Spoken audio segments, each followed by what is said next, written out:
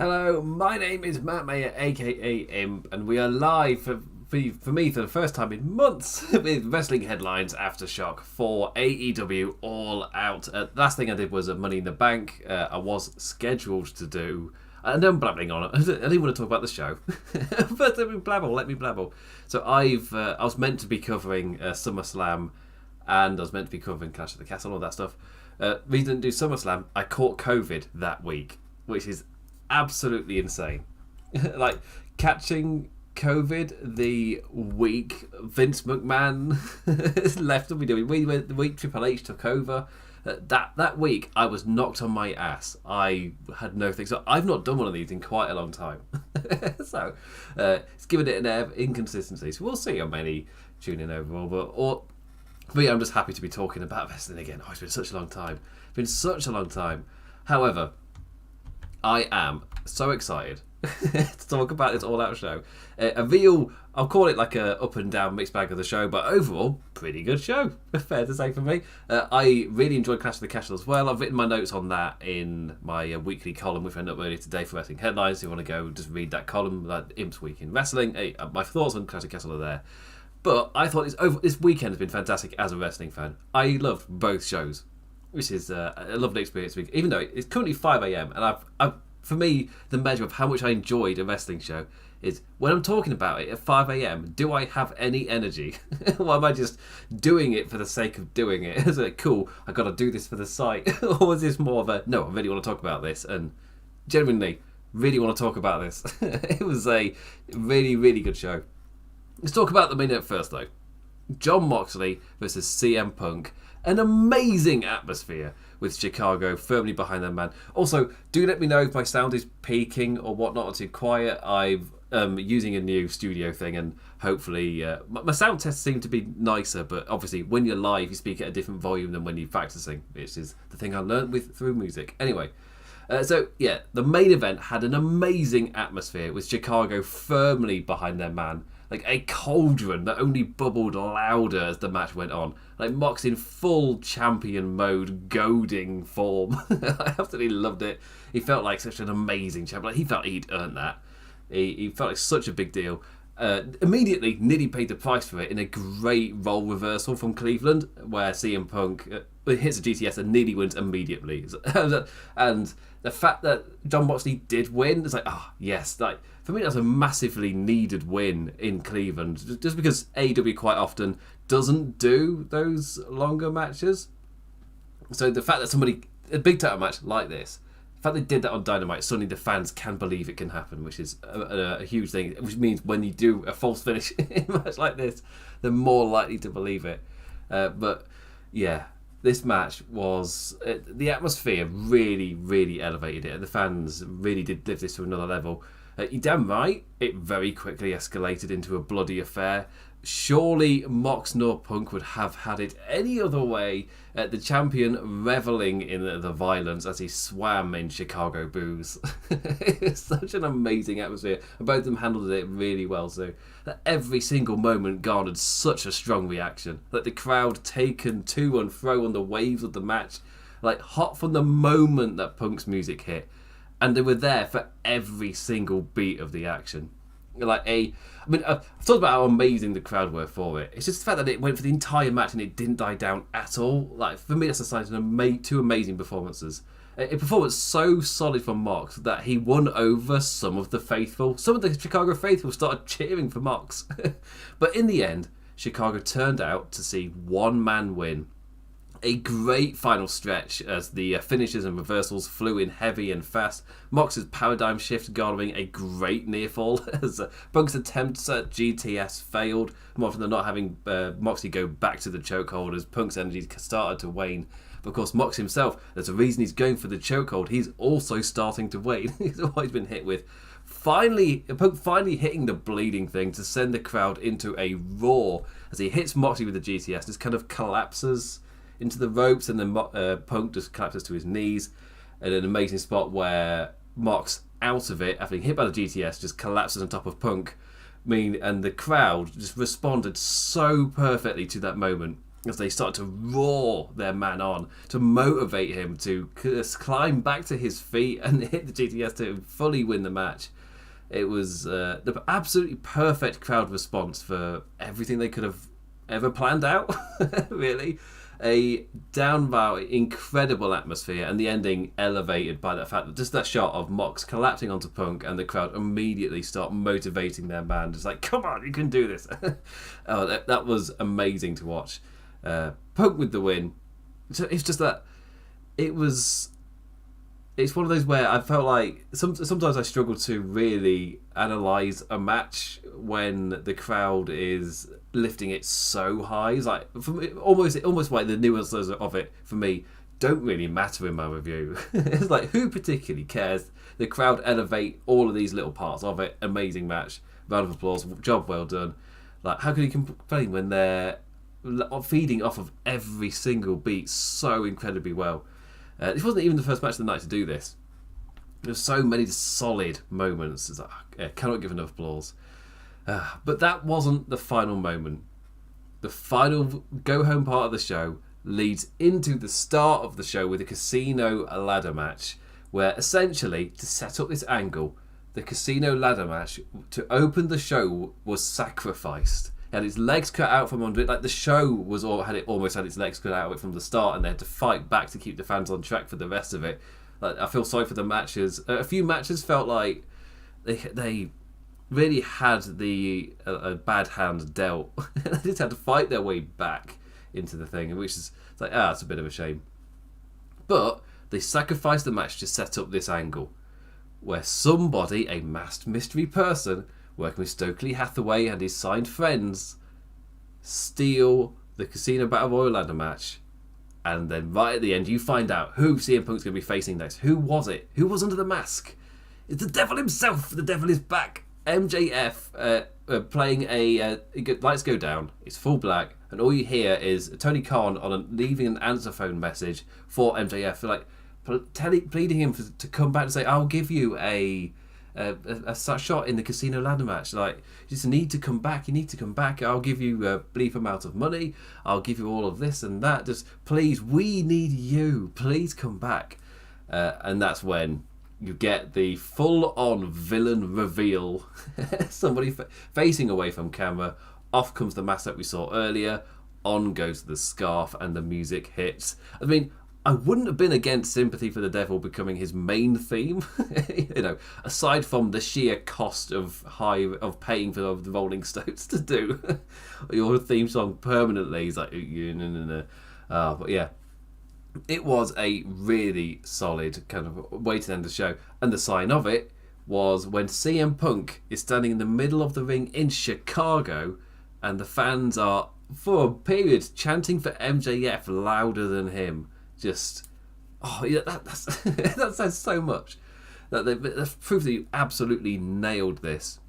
And there's like, for me watching at home, as soon as I don't know if it was there, for me, but watching that live in the audience would have probably been better, purely because it's like a nice tied together story that you got to see all in one night. But also, you don't see any of the micro-analysing of the man's movements or anything, or you don't automatically do it yourself either, just because of the position you're in.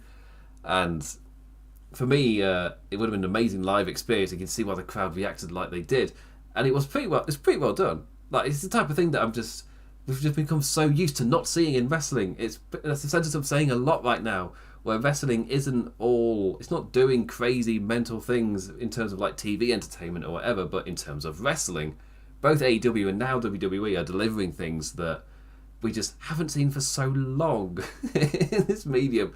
And stuff like this, where you've been teasing a little arc in the background. Like, what's Stokely doing with all these business cards? Like, what's this going to be? And then he comes to pay-per-view itself, and it opens up, and you feel like you've had a match kind of robbed away from you. It's like, oh, would they sacrifice this match to set something up? I'll wait until the end of the night to criticise this match. And I feel like I can both praise and criticise it, because it's a conscious decision. They've weighed it up, and they've gone, well, it is worth sacrificing to get to this major plot point. It's the decision they've made. And it's worked when you just look at that reaction from MJF. That says everything. That reaction says absolutely everything. I don't need to say anything else. It sums it up so perfectly. Just that core reaction. Just well done them. Well done them. Yeah, and not only was this match electric, it also sets up the future for them as well. And that kind of just leaves such a strong taste. Like, it's the polar opposite almost of the show yesterday, Clash of the Castle, where Clash of the Castle for me was so damn solid, then left on a sour note, whilst this one had wibbly wobbly moments, started off a bit sour, but ended perfectly, ended on such a high. It's the opposite side of the coin, opposite side of the Khan coin, where you just left feeling so positive, just because we are in the absolutely perfect way to be going now. We are set for the huge heel MJF on top run, the initial crowning of one of their original guys as champion. Because I guess Hangman Page is an AEW guy, being that he's not really been in any other major promotion in the West. But a lot of his arc started on like being the elite before we got to AEW, and then he was like the proof of concept. MJF is right. We've proved we know how to do this. Let's fully build one of our own into this huge megastar. And MJF is the biggest homegrown star currently in AEW. They've got lots of other hot prospects that could possibly get there. But yeah, MJF just he's become such an incredibly hot entity, and this really sold it. It's really sold it. Even on the show itself, you've got like star-making moments for like the Acclaim with Max Caster and Anthony Bowens. They got a star-making night, and this for me really elevated MJF to finally this guy. We've seen him before as like a major player, but for this is like no, he's like top of the card, main eventing world title match level of player now. The whole arc with CM Punk, this is what it's kind of been building to. It wasn't just about getting Punk as like the major kind of driving force, because like, oh, he's the big star, he can bring in the money and that lot. Punk even driving that point himself in the build up to this match. However, the actual final point you're trying to get to is to have built your own stars, so you don't have to rely on CM Punk, and that's when MJF comes in. Yeah. I'm really looking forward to what's next. A round of applause to Jon Moxley as well. Yeah, because of the performance he did as well. He really helps keep that crowd so invested in that match for Punk. Because keeping that crowd white hot that late into the show, that is really impressive. Obviously, they were always going to be loudest for Punk, but just the fact that he did such a good performance, he won some of them over. Well done, Moxley. It says so much. Anyway, I'm finding out I could talk about this match for a really long time, so maybe I just need to hit up Sam Brown. Just, like, the AEW match guide thing. Yeah. Turns out I could talk about this match for ages. Absolutely ages. But I think I would like to go for like a full 20 minutes or so. However, because this show was so incredibly long, I don't think I'm able to really dwell on any of the matches, so I'm going to do my absolute best. It might hopefully the best review just doesn't fall into the just like a blasting through my notes type of thing, but there's so many matches I do not know if I'm going to have any room to elaborate. It's just like, in terms of a review, it's like yeah, it's not the best situation when it's so incredibly long. So first off, just in terms of like overall feelings with the show, it's mostly positive. I felt like there were kind of dips in the show, and there's the bad foot that you start the main show off with as well, which really, for me, it's a choice. It's a conscious choice they've made. They've thought about this. This wasn't an oversight of anything. That they've thought, you can tell, they have thought about this. But, yeah, we'll see what... in terms of my actual final feelings, I think I'm left on a high note, so I'm feeling positive about the show. But it definitely started on well, that's a bit of a dampener because he ended up sacrificing the match that I was excited to see for this big angle thing, which hopefully pays off in the night, and thankfully it did. But it's still a choice they made. Anyway, yeah. So really, for me, overall, great show. There are multiple matches that I really enjoyed. For me, 11 matches is too many. If you watch the 0 hour as well, I mean, I enjoyed the 0 hour for what it was. And I'm getting up and organising things. I'm lucky that I'm in a position where, like, an hour before the show, I'm sorting shit out. I'm doing stuff. that I'm setting things up. I've got lighting to organise. I've got snacks to get for the 1 a.m. show. By 1 a.m. you're getting hungry again. But still, like, so for me, I think like a 0 hour where I could just have that on in the background, pay semi attention to it, and what I am watching is decent enough. I am entertained. Like, yeah, it's perfect for me, that kind of thing. Don't know what it's like if that was your main source of watching thing. I don't know how it quite works. But maybe Eddie Kingston versus Tomohiro Ishii as a like final match that you're giving away for free to try and sell the pay-per-view. Oh yeah, great! That was an absolutely incredible match. Go out of your way, because quite often I'll be like, you can skip these kind of things, but go out of your way to watch Eddie Kingston Tomohiro Ishii. It's everything you would think it is. It's so damn good. But 0 hour, Sammy Guevara and Tay Mello defeated Ortiz and Ruby Soho. Starting off with the car coming in and running them over, as is Guevara tradition. The kind of talking point was there was a spot in the match where Guevara had Ruby Soho. I forgot what it's called, but it's the reverse Alabama slap. I can't remember what it's actually called.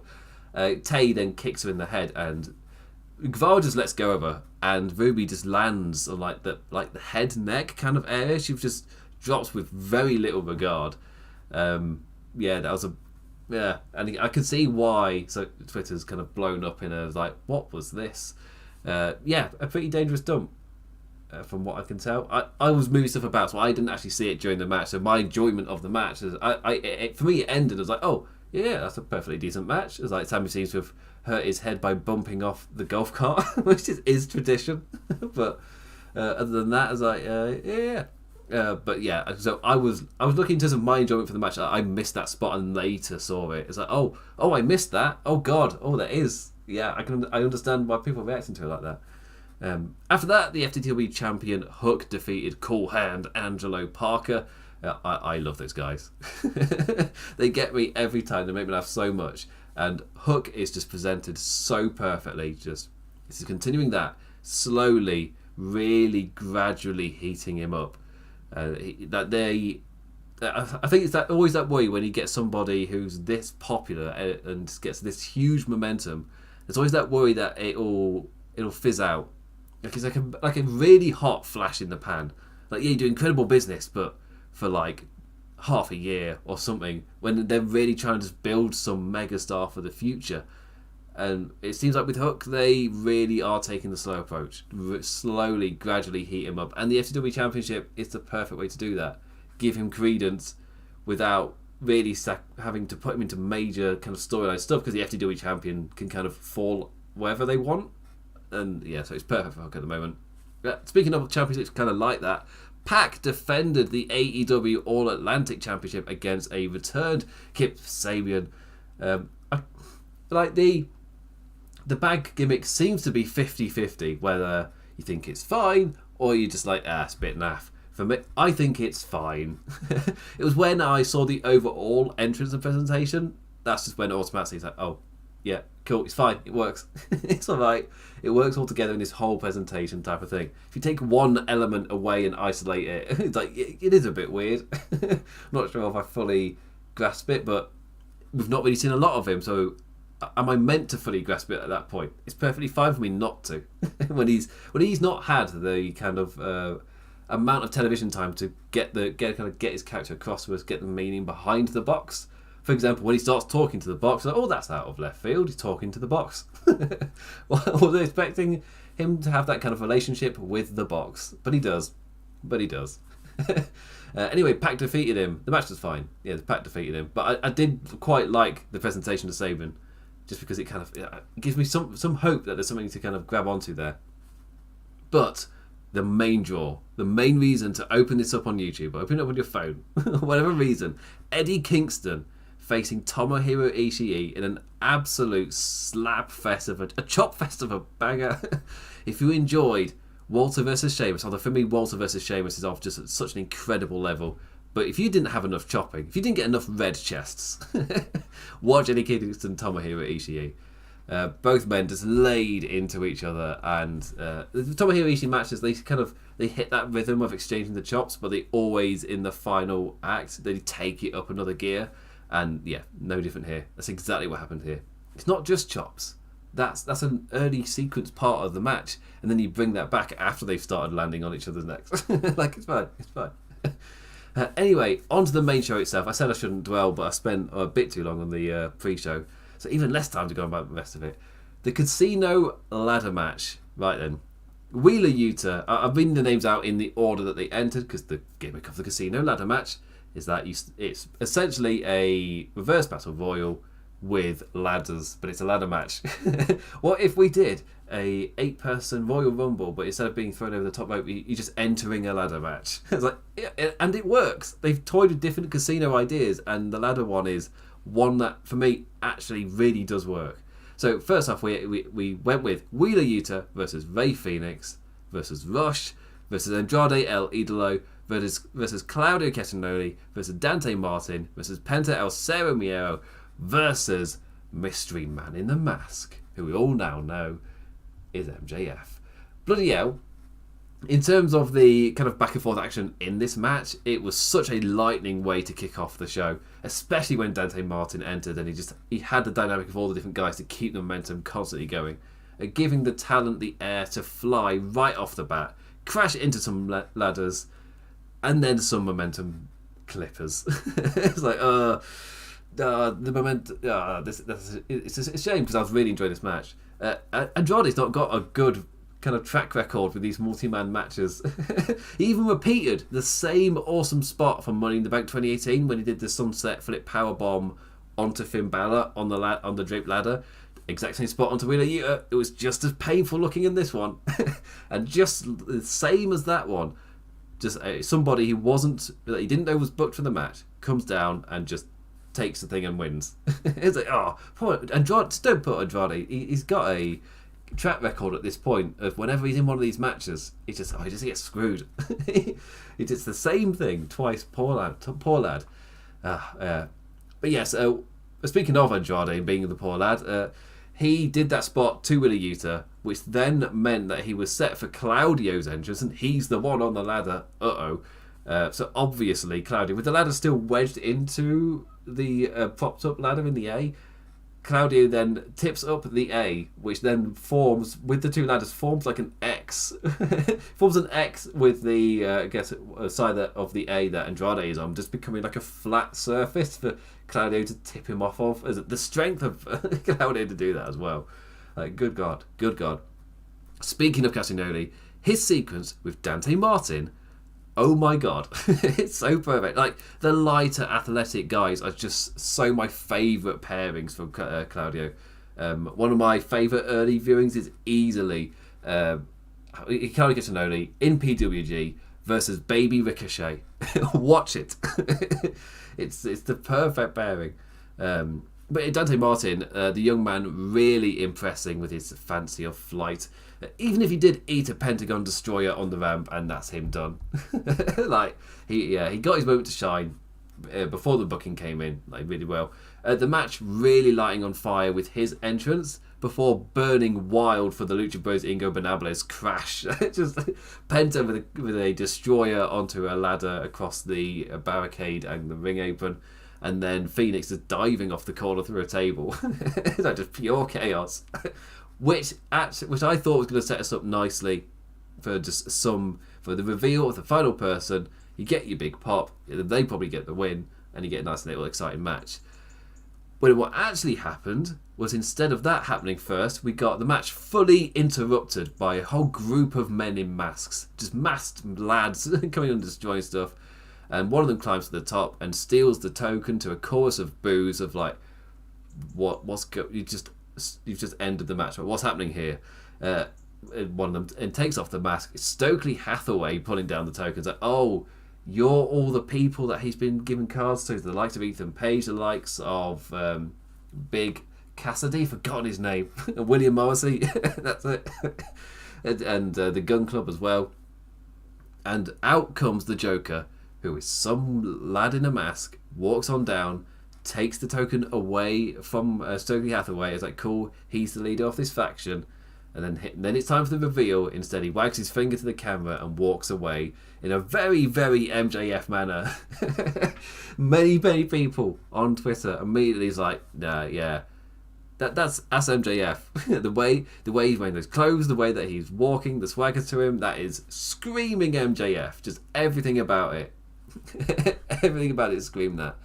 And yeah, I felt like as soon as I saw that, I was like, right. So a masked man has just hoisted the prize to a semi-quiet response, part in response to the match being sacrificed, and the other in anticipation to the man's reveal. But nah, that's not for now.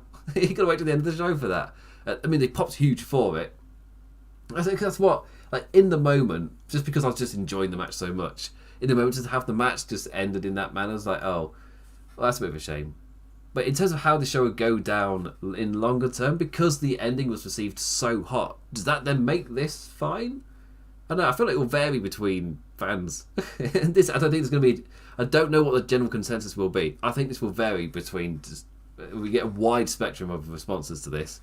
For me, what do I actually... I think it does work in setting up... I think I land somewhere in the middle where I see both sides. It does work in setting up the main event, and the reaction to the post-match main event sequence... The reaction to it just explains, it really just shows that why it did work. You don't get that reaction if it didn't. However, I also see the other side where, but you did take away an exciting match that the fans wanted to see. You sacrificed a white hot opener to do it. And I think my one critique, maybe don't have this as the opener. Maybe if it's his second or third match, it's a long show. Like it's in an AEW pay-per-view, you can have the second or third match be the type of thing where the winner then does something in the main event, because there's such a long time between them. Like, it's not like you can't have him later into the show, because you've got to believably have that gap between main match thing and then main event thing. It's like, but the shows are so long, it's still fine to have that happen in the second or third match. It's okay. I think just because I'm of the belief that you have that tone setter for the show, you have that white hot opener, and maybe Danielson versus Jericho could have gone in that slot. Maybe the trios tag, but I feel like the trios tag in its position was currently fine. There are a few options, and I think the way around it is if you can still do this exact same booking, just don't have it be the pay-per-view opener tone setter for the show, because that's kind of what an opening match is. But just the rest of the match, fantastic. I was really enjoying it. I was having a blast of a time. I was ready for it to kick into that final gear. You've got everyone in. You've had them do their spots. You've essentially set up doing an ending just now with whoever the Joker is. But the match ends before it even comes out. Because it pays into the end. It's like that's why I can see both sides, because it works so well in setting up the end and becoming a overall show arc.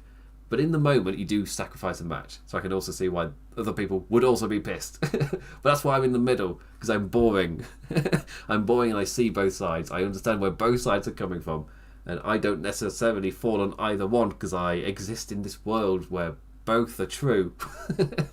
Yeah, that's why it's so much better to get my opinions out in this form or in like column form. It's like, yeah, you can't explain any of that on Twitter. But what I've explained isn't a thing on Twitter. I have to be one of the sides. But I'm not. I'm not one of them. I am both at the same time. Anyway, match number 2, the AEW Trios Tag Team Championship Final, comes to a head in amazing fashion. Hangman and the Dark Order versus Kenny Omega and the Young Bucks. Picking the show right back up after the previous match was sacrificed for the angle. A ladder match purposefully robbed of its potential, followed by a 6-man tag fully reveling in it. All the different pairings generating great reactions, the drama unraveling as the match progressed. No stronger thread than the one of Kenny Omega and Hangman Page, the two of them bringing Chicago to their feet simply by stepping inside the ring together. Just them. And that happened with a few pairings throughout the night. Like, in terms of like early matches setting the tone, there are a few things that happened in this match which would kind of almost condition the audience to react in certain ways to things later in the show. One of them was in the multi-man matches, where it's the two biggest names that you're most excited to see. you give a standing ovation and you go crazy for it. It happened here, and it happened in both the later tag matches as well. It's like, yes, great precedent set. That's why you have this match here. It's the multi-man match that the crowd have the most investment in as well, which really does help kind of like set that tone for the rest of the show. Bring the crowd to their feet by just existing. Great stuff. Alex Reynolds and John Silver and the Young Bucks, they were the antagonizers, as Kenny and Hangman's relationship still showed its respect. Like an awesome flow to build as both lads gradually swayed into the full flow of the action. Just, oh yes, so good. Such a well thought out match, like with every action taking us that one step closer to the ultimate Omega Hangman showdown. The crowd immediately to their feet, as this time there's no one else to get in their way. A full throttle back and forth taking us right home into the final stretch, and awesome callback sequence with Matt stopping the buckshot, only for Nick to nail Page with one of his own. It's like, callback to Full Gear, where Matt was like, no, you go ahead. This time he fully stops him, but it leads into the Nick hitting the buckshot, like, so good. The ending run, absolutely sublime. It's just with the back and forth, the counters to what was happening. The Elite stopped at the last, like each and every time, just by somebody stopping it or somebody reversing. But after Silver rolled out of the one-winged angel into an amazing near fall, it was Hangman's buckshot miscue that decided the match, clobbering Silver by accident, and Kenny was right on top of the lad for the win. Hangman afterwards, head in hands, he knows what he's done. He's cost his team the match. The question is, will the Dark Order still be his true friends after he mucks up like that? Or was this the message that, Hangman, you've chosen your path, and it's not the one of championships? The championships are with the Elite. So now what does Hangman value? Friendship or championships? He gets to make a choice. It's a hero in a dilemma. As in, he needed the friendship to give him the confidence to get to that championship level. But now, to stay in that championship level, which one does he choose? It's like, they don't even have to take the story in that way. That was just going purely off of what Kenny was saying after the match, and everything's kind of there for a purpose with AEW. It's like, they're setting up something, moving to that thing. Yeah. I loved this match. Amazing. But there were a few matches on this show that I immediately want to go back to and just live in again. This was one of them. Amazing match. And I feel like the storytelling in the matches with these guys is just so sublime every single time. And they did it again here. It's up to that same level. It's just that there's too many matches. I don't have time to... I can't. I'd love to, but I can't. There's too many matches.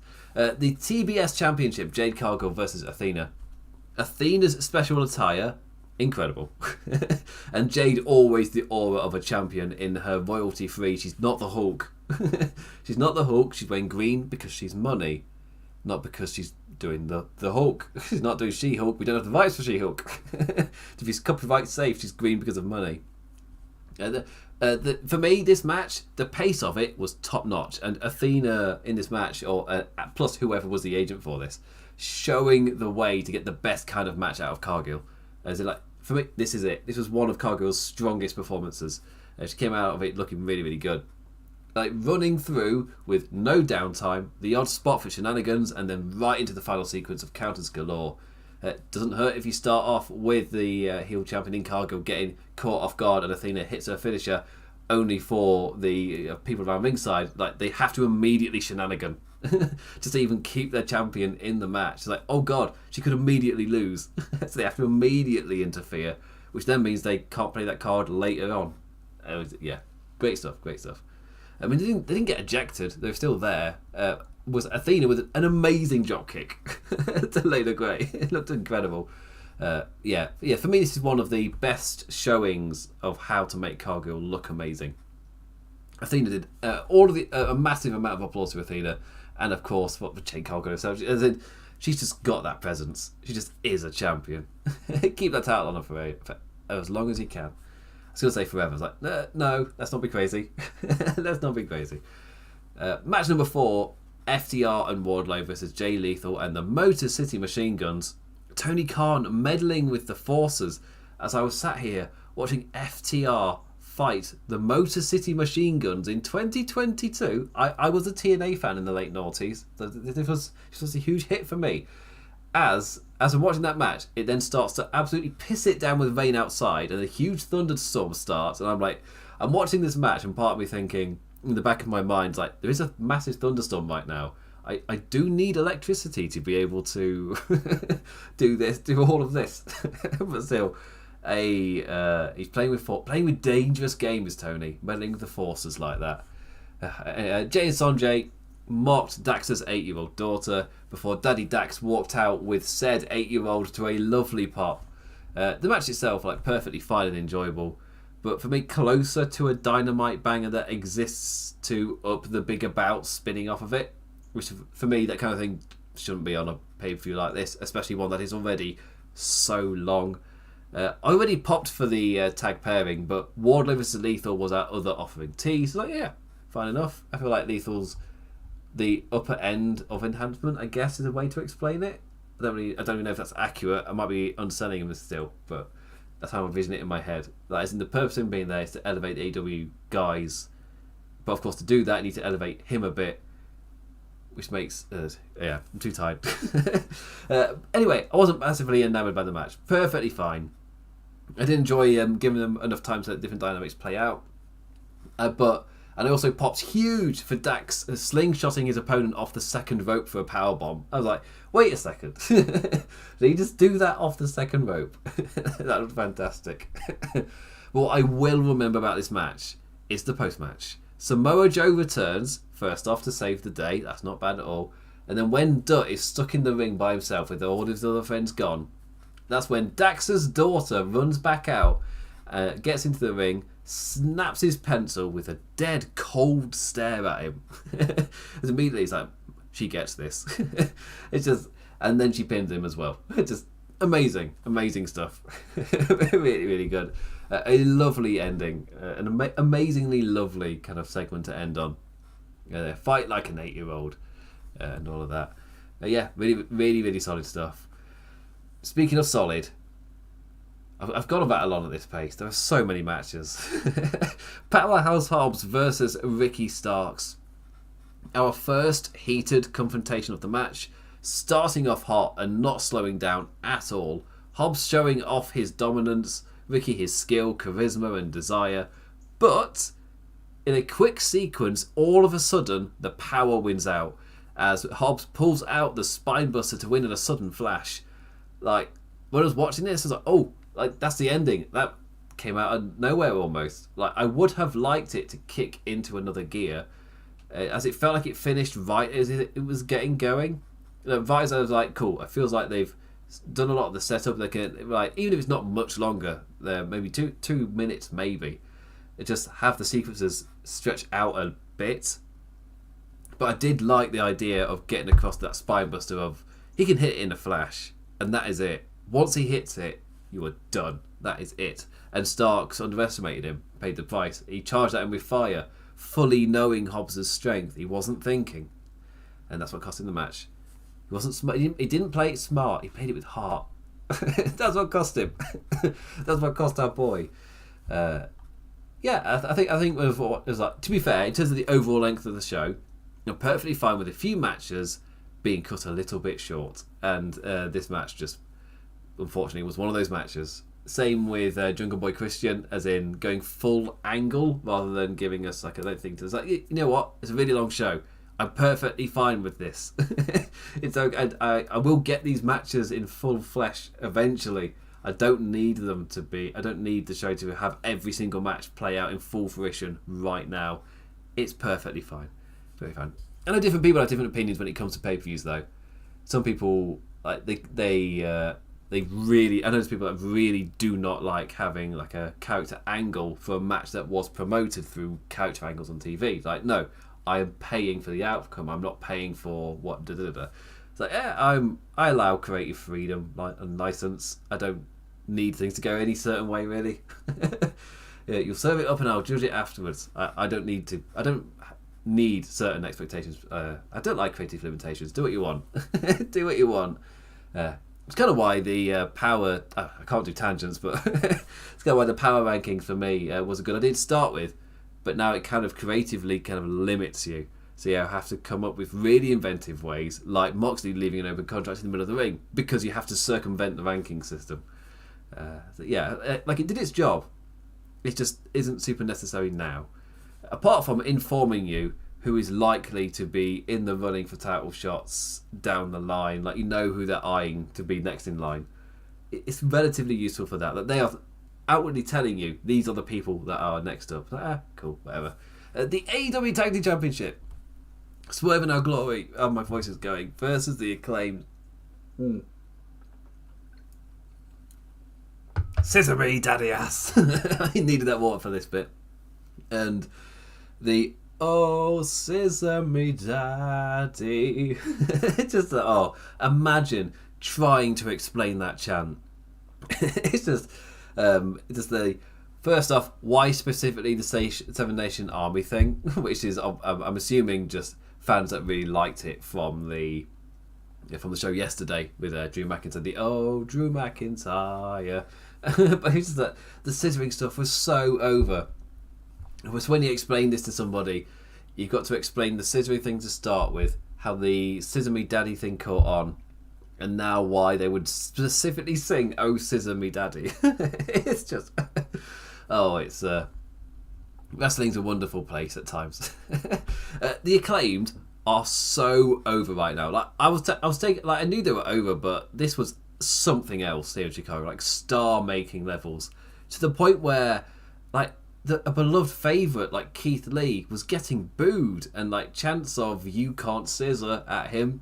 It's like the champions responded really well for me, and they fully really lent into it, playing the more heelish role really well.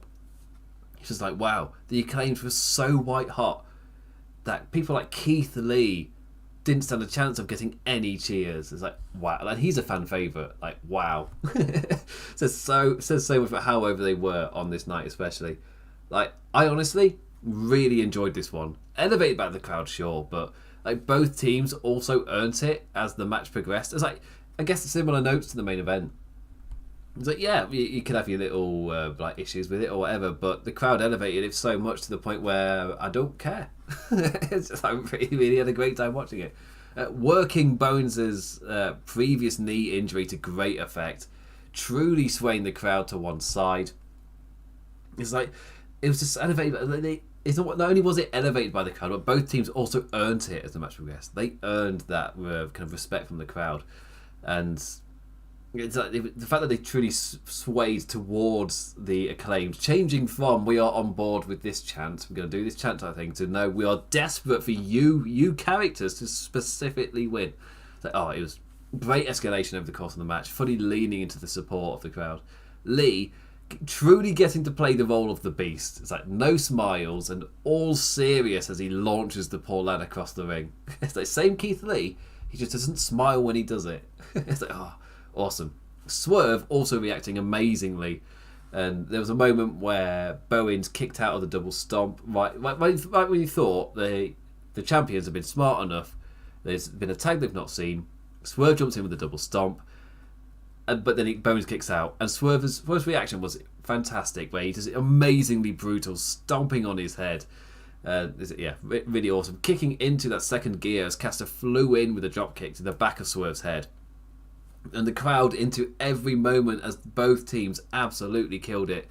Just, oh my days, the near falls in this match were all so on point. The final sequences flowing with me having no idea who was winning. An absolutely exceptional closing run with the crowd biting at the bit for an Acclaimed victory. Like, stars made in defeat for sure in Caster and Bowens. And he got a whole massive character tweak that I was not expecting for Swerve and Our Glory.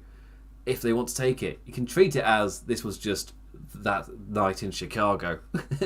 Or you can fully treat this as you've made stars, you've also made really top heel tag team champions, where the crowd were desperate for the Acclaimed to win. And now the Acclaimed are mega over. It's like, you created stars on this night. So, round of applause.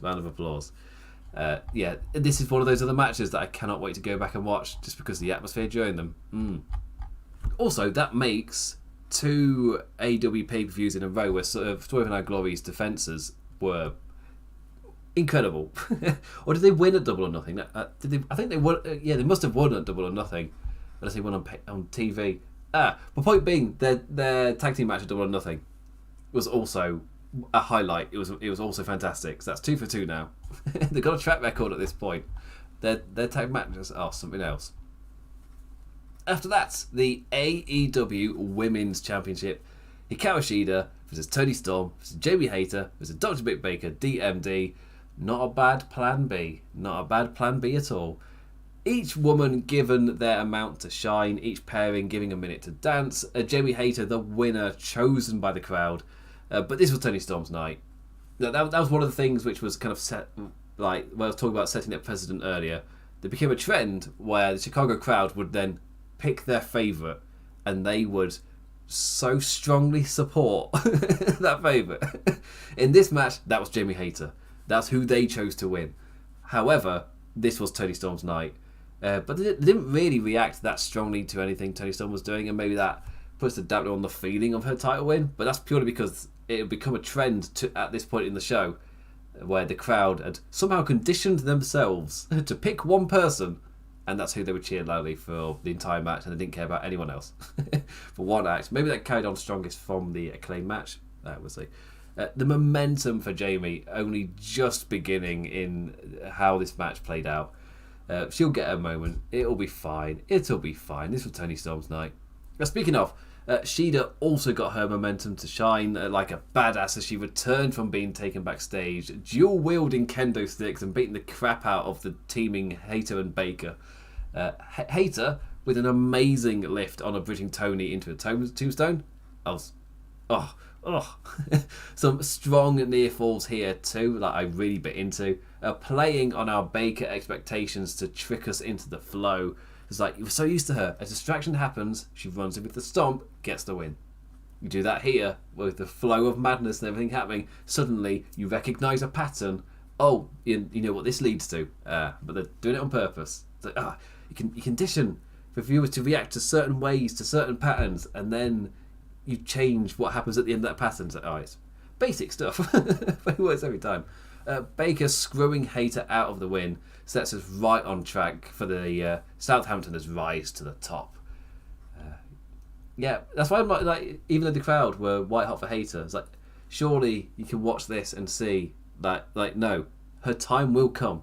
They just need to break her up from Baker first, have that huge angle, that huge blow off first, then transition Hayter over to that. But for me, I'd love that to kind of change how the women's division kind of is right now, just to give them that extra oomph of time. So you've got programs happening outside of title pictures, which is something I was criticising WWE for quite a while, where if you weren't a title program under Vince, there was a lot of times that you just weren't doing anything, and it's kind of similar. Like, if you're not related to certain things, it's not getting much TV time at all. And I feel like I'd like the Baker and Hayter thing to kind of change that up a bit. It'd be nice. Toni Storm ultimately able to strike on the messy momentum. After all came after Baker's betrayal. Spinning DDTs to both Britt and Jamie for the win. I love the way Hayter sells those in particular. Great stuff. Christian Cage versus Jungle Boy Jack Perry. A slight change of name where it's now Jungle Boy in quotation marks and Jack Perry's there rather than just being called Jungle Boy. Luchasaurus immediately letting us know he actually stayed aligned with Christian the entire time. Out of the heel tunnel and choke slamming poor Jack onto a pyro grid. Like, oof! Like, the worst bump of the night. It was so painful. You could see the marks of the grid on his back afterwards as well. I was like, oh, Jesus Christ, Jack. Bloody hell. The big monster doing all of the work as Christian's first match in a really long time has him doing the least amount possible. Arguably chef's kiss on his booking. As in, this fits his character to a T. The big man quite literally doing the lifting as he powers the poor Perry through the timekeeper's table.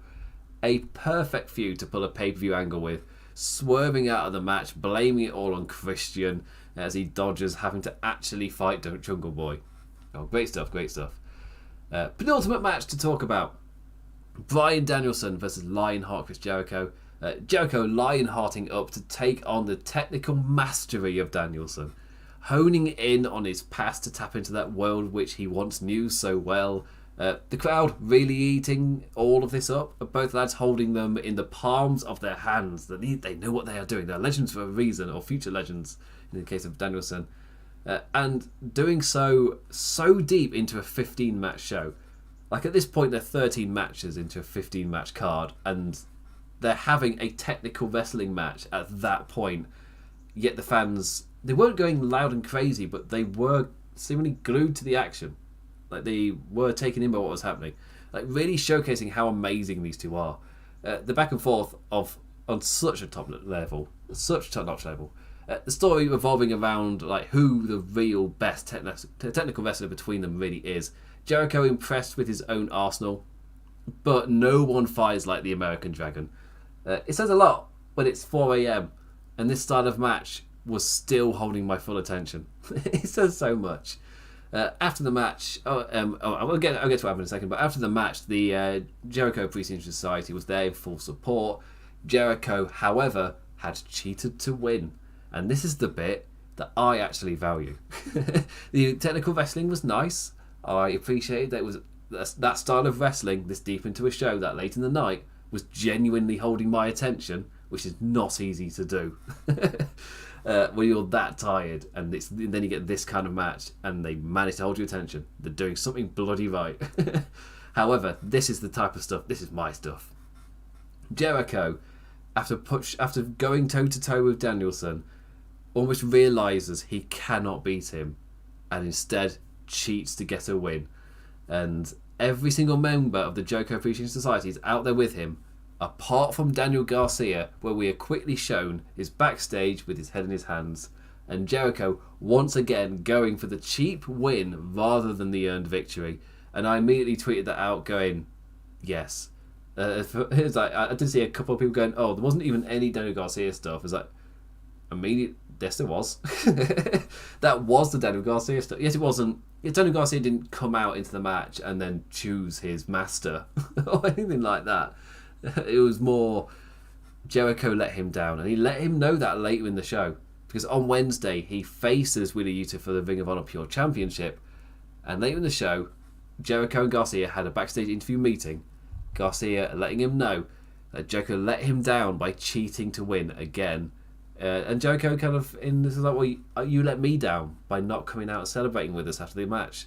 So you know what? You're not going to have us with you for your match. It's very petty. But yeah, that's the thing I really liked. As soon as it happened, the second they showed Garcia with his head in his hands, like, yes, that's the story that I really hope you're going to push for on Wednesday and really lead into. The fact they did it later in the show just made me feel so much better. It's like, yes, yeah. You do it here so you can just get on with the match on the night. You set up the stakes, set up the world. There's going to be no interference. It's just going to be Garcia proving himself against Wheeler Yuta, which also means he proves himself against a Blackpool Combat Club, which he kind of already did by defeating Danielson. Oh, well. And in the same moment, he proves that he doesn't need Jericho or the Appreciation Society with him. Like, there's so many levels to this. That's why it's weird watching an All Out which was very set-uppy in certain areas, and always built into the future as AEW. This was one of those moments. Really solid stuff. They also booked Pac versus Cassidy, which is, it's been a long time since we've had that match, and the last time these two wrestled each other, I specifically asked Sam Brown if I could talk about it on the AEW Match Guide podcast. He asked me to give 2 matches, and that was one of them. So I'm a fan of the pairing. It just, in this particular occasion, kind of came out of left field. Danhausen summing it up perfectly at the end, where he just everyone puts their hand in. It's like, go. And everyone just leaves. It's like, okay, cool, whatever. The final match I get to talk about, and yes, I've blasted through this card a little bit. I've not been able to dwell on certain matches as much as I would have liked. However, the final match to talk about, which might be Malachi Black's final match in AEW, and I will talk about that in a little minute. But the House of Black versus Miro, Darby Allin, and Sting. Fun for the whole family. Maybe not with the House of Black's kind of demeanour. The perfect kind of match to jolt some energy into proceedings, though. like right before the main event. That card spot that's become an almost Derby specialty of sorts for these events. Like the crowd are getting tired. You need to give them a little bit of energy so they're ready for the main event, to be loud for that. Send out Darby Allin. Have the match go at a crazy pace with amazing spots. get the crowd to pop, to remember what it's like to do huge pops, to just spectacle and stuff. Yeah, and this was that special moment for Darby as well. Just for the phenomenal House of Black entrance. Julia Hart in front of a draped curtain with the emblem of the House of Black on it. It falls, and they're all there in their gothic just styles. Like, just the perfect balance of gothic and badass. It worked really well. Such a unique aura. Amazing visual they created there. Also, a twist in the tale come the end, as Sting is the one to spew the mist into Malachi's eyes. Darby trapping the man into the pin for the win. Just like, Darby pins Malachi, and he's setting up Darby versus Miro as well, because they didn't get along in the match. But the interesting note is that after this match, apparently Malachi gave his thank yous and bowed in the ring before leaving, which is like, because there were rumours that he was the one who had asked for his release earlier. It was reported earlier in the week that he had asked for his release a little while ago, related to different issues, which is seemingly understandable. So apparently those were worked out, but the actions here kind of scream that he is going to be taking some time away, and seemingly paying his respects, as he kind of would do when you are leaving. But he could just be taking some time away. We don't know. All we know is he seemed to pay his respects before leaving the arena in the manner of which you would associate with somebody leaving. That's all we've got. We've got no further lines, no further info whatsoever. As far as I know, Tony Khan might have done a press conference, for all I know, answered all of this. But I've been live doing this. So who knows? We'll find out. Anyway, that brings me, somehow, in under an hour, to the end of the AEW All Out review. I mean, it's taken me about an hour to get through it. That's with me just sometimes just like, you know what, gonna get through my core kind of feelings, or core things of what happened, and immediately move on. No time to dwell. It's in terms of the overall feeling with this show, there were some moments that I absolutely loved and I cannot wait to revisit. Especially the trios tag team match. Like, I really enjoyed the House and Black Mirror and Darby and Sting match as well. The Swerve and Our Glory versus the Acclaimed was incredibly special. The main event, just the atmosphere of Moxley versus Punk, the reveal at the end of the show, the whole MJF thing, the crowd going crazy for that, to the point where they were louder than the cheers for Punk. It's just, there was so much to like.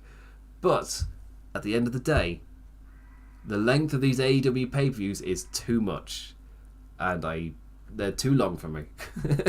I need them to be trimmed by about 3-4 matches. For me, they do not need to be this long. And I look at the card length, I'm just like, that's going to be difficult to fully get through. But when those certain matches happen, they're an absolute joy. So that you do get that feeling that they're trying to get as much talent onto these cards as possible, but they are also including a whole bunch of matches that don't really need to exist on a pay-per-view. Which is, for me, like a prime example, even though it was lovely, a prime example is the FTR Wardlow versus Jay Lethal and the Motor City Machine Guns. Like, for me, that is a prime example of a match that could have just played out on Dynamite, and it would have felt just as special, would have been just as cool. You want to get, you got so much talent and you want to get them onto the show, and yes, it led into the important thing of Samoa Joe returning as well, but all of this can be done on Dynamite. It's probably because the show is already long as it is. You don't need to get everybody onto the card all the time, and that does mean disappointing people. But in terms of like the overall flow of the shows are too long. You need to find a way to kind of cut them down. Although weirdly, this was shorter than past AEW events that I've done. I know Forbidden Door was only like 9 matches, which was all right. This was 11 in terms of the main show, plus 4 on the 0 hour. But the 0 hour is specifically there to include matches, more match than build time, whilst the like normal kickoffs or features or whatever, it's more build time than matches. the idea for 0 Hour is to reverse that, of you sell the wrestling show with wrestling matches, which then just means you're automatically going to get more matches on the card overall. Which is the main show. 11 matches. It still feels too much. Cut it down by about 3 minimum. Like the Cardiff show was 6 matches, didn't outstay its welcome, absolutely perfect pacing. For me, the AEW this AEW show, one of its main issues is pacing, just because there's so many matches and you kind of need it to ebb and flow a bit, which makes it just feel a bit of a slog at times. Even though you're enjoying what you're seeing, and those highs are so incredibly high. Really, it's the same notes I've had for AEW pay-per-views for a while. You really do just need to trim the fat, be a bit harsh with it. Somebody who is perfectly fine to disappoint, and just trim the fat of the pay-per-view for the good of the show, for the good of the pay-per-view. But those highs, my God, those highs, they were great this time as well. Anyway, that brings me to the end of the wrestling headlines Aftershock for AEW All Out. Nearly said WWE. I was writing about WWE all morning to get my Clash of the Castle words in order. I say as if it isn't the next morning already. Yeah, it's 6:10 in the morning. Anyway, with that, I say thank you for watching, engaging in any form, in any manner. Always appreciated, never taken for granted. You can follow me on Twitter at the Damn Impercat. Damn as a damn. I've included my the Twitch thing there as well if you want it. And for Wrestling Headlines, you can follow Wrestling Headlines on at Russell Headlines. That's Wrestle without an E. And over at Wrestling Headlines on Facebook as well as the main website itself for all your latest Wrestling Headlines news. And with that, I've already said thank you for listening. I really should do the plugs and then say thank you. Because now I need to say thank you again to say goodbye. With that, I bid you adieu. Adios.